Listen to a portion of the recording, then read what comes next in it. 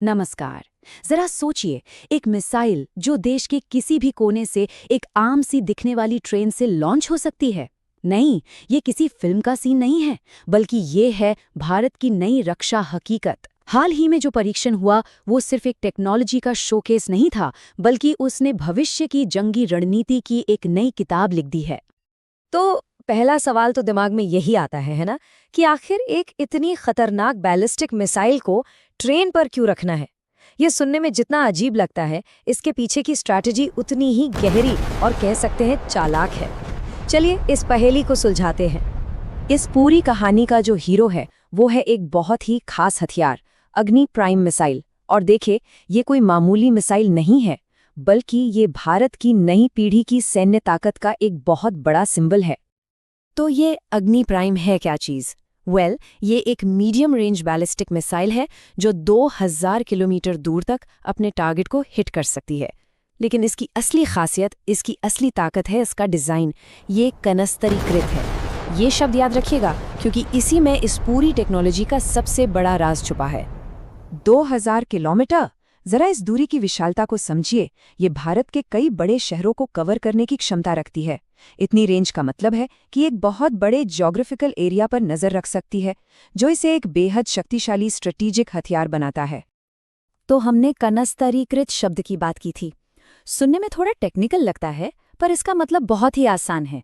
सोचिए कि ये एक मिसाइल इन अ बॉक्स जैसा है। मिसाइल को एक सीलबंद कंटेनर में रखा जाता है, उसी में उसे ट्रांसपोर्ट किया जाता है, और जब जरूरत पड़ती है तो सीधे उसी से लॉन्च कर दिया जाता है। इससे होता यह है कि मिसाइल हर मौसम में सेफ रहती है और लॉन्च का टाइम घंटों से घटकर मिनटों में आ जाता है। तो आखिर इस नई टेक्नोलॉजी की जरूरत ही क्यों पड़ी?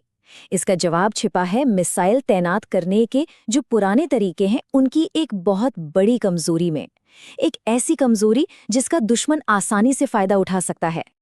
देखिए, जो पारंपरिक मिसाइल लॉन्च साइट्स होती हैं, जिन्हें साइलो भी कहते हैं, वो एक जगह पर फिक्स होती हैं। उनकी लोकेशन कोई सीक्रेट नहीं होती।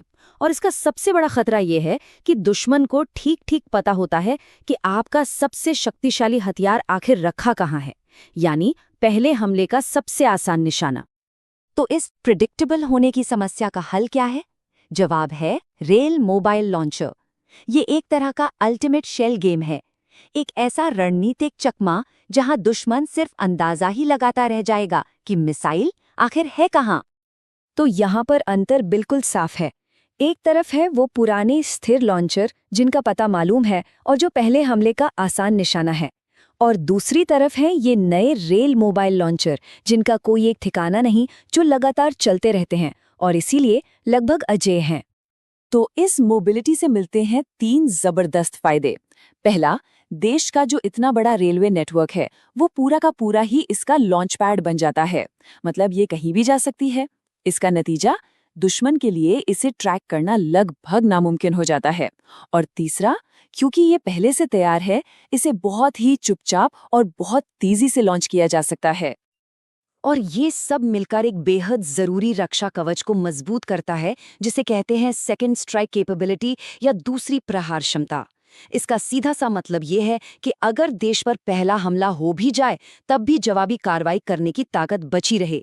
एक मोबाइल मिसाइल सिस्टम का बच निकलना ही इस क्षमता की सबसे बड़ी गारंटी है, जो किसी भी दुश्मन को हमला करने से पहले 100 बार सोचने पर मजबूर कर देती है।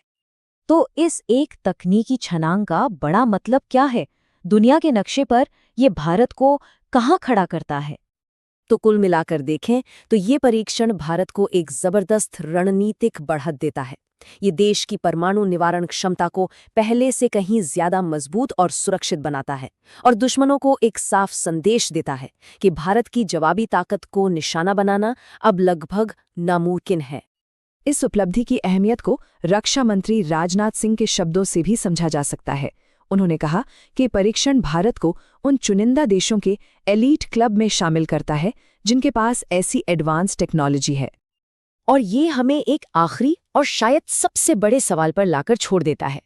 जब हथियार इस तरह गतिशील और एक तरह से अजेय हो जाते हैं, तो ये भविष्य में देशों के बीच शक्ति संतुलन और टकराव को रोकने के नियमों को हमेशा के लिए कैसे बदल देगा?